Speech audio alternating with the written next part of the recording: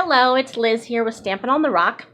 I want to take a few minutes to show you a couple of ways to, actually a few ways to add some coloring to your projects without maybe the traditional way of coloring. So what I'm going to do right now, I just have a piece of Whisper White cardstock. I'm using the stamp set Dressed to Impress, and this is in the annual catalog. I already have it out. Okay, I'm going to use the lipstick stamp, and this is Memento ink.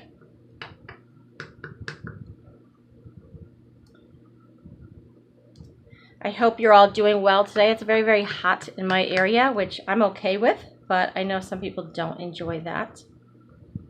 And you'll see I'm stamping right over top of the other one. It's fine. You'll see when we get going here. So you have 4 lipstick canisters, or I don't know what else you would call them, canisters, lipstick tubes there. So that's it at the moment. And you can just take your markers and color them in, or colored pencils and color them in. I'm just going to show you a couple other options. I'm going to put that aside for a second. We're going to do some paper piecing. What I want to do, okay, sorry about that. What I want to do is I'm going to just add some fun color to the bottom part of these canisters. So all I want to do is take this lipstick stamp, and I only need the bottom part so that I end up with this. I'm going to do a little bit of what we call fussy cutting. It's what we used to do all the time until we had all these fancy paper punches and dies that we use. But there's a time and a place to still do some fussy cutting, and this one's pretty easy to do. Get that out of here. And I'm just, this reminds me of paper dolls. How many of you have done paper dolls when you were younger? Yeah, I played with a lot of paper dolls, I will say. So I'm cutting out a second one here also. And I'm going right outside of the stamped line. And then I'm just going to use some Stampin' Seal. And again, straight off. And I'm going to go ahead and attach that to the bottom of the lipstick tube. Straight off with that Stampin' Seal. So that's 2 of them there, showing you how that was very quickly to add some other, we're very quickly done to add some color to that. So that's one way of doing paper piecing. Stamp part of your image onto pattern paper, cut it out, and add it into sections like you would do with paper dolls. So that's one. I am going to use the Stampin' Blend markers. If you haven't used those yet, they are great. They're alcohol-based markers, and they blend, which is why they're called Stampin' Blend. These are 2 different markers here, but the same color. They're just 2 different shades. This is smoky slate, so there's a dark smoky slate and a light smoky slate. And when you use these markers, you want to use the Memento ink pad. So I'm going to take the dark smoky slate and just run around the outside of the image of this tube here. And you'll notice I'm pretty quick about it. It doesn't have to be intimidating or scary. And then I'm taking the light and I'm going to color in the rest. If you have used these and you like them, give a thumbs up. Let me know what you're using them for. If they took a little bit of learning curve to get used to them. I've said this before, I didn't used to like coloring. I wasn't really big on coloring. I will say that these Stampin' Blends have changed that for me. Once I color in with the light color, then I'm going back. If you just leave it like that, you'll end up with this dark line right here where the dark color was. So then go back with the light color and pull in from the dark, and it will blend. And I'm only pulling maybe 2/3 of the way across, and then you'll end up with shading on the right side.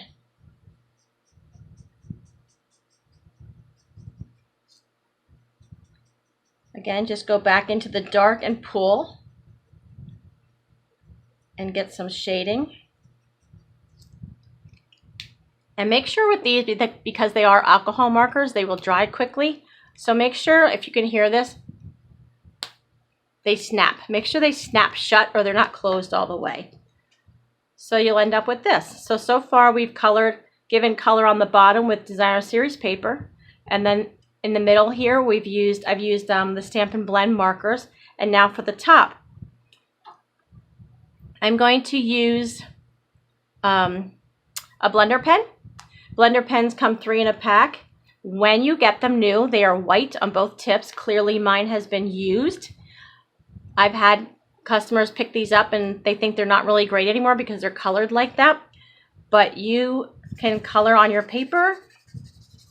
It will go back to being clear again. These are great because basically they come clear and you're picking up other ink in the ink pad to color with. So what I'm going to do, this is Flirty Flamingo. I'm going to just open up the Flirty Flamingo. Sorry about that. And I'm just going to pick up some color with this, blender pen, with the blender pen. And I'm just going to start coloring. I can use the marker, the actual Stampin' Write markers for this. The only thing with that is you're going to end up with the same color, the same shading all the way across. It'll be one shade, whereas this, I'm putting it in once and I'm not going to go back in again.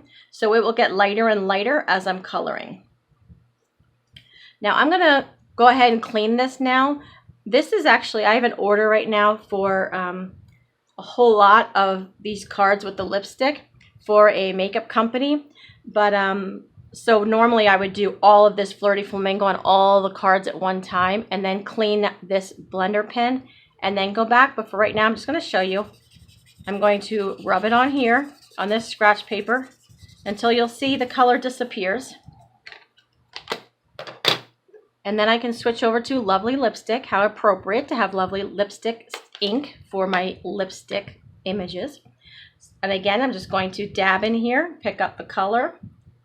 And I'm not going to re-ink because I want it to slowly fade as I'm going to the right and to the tip.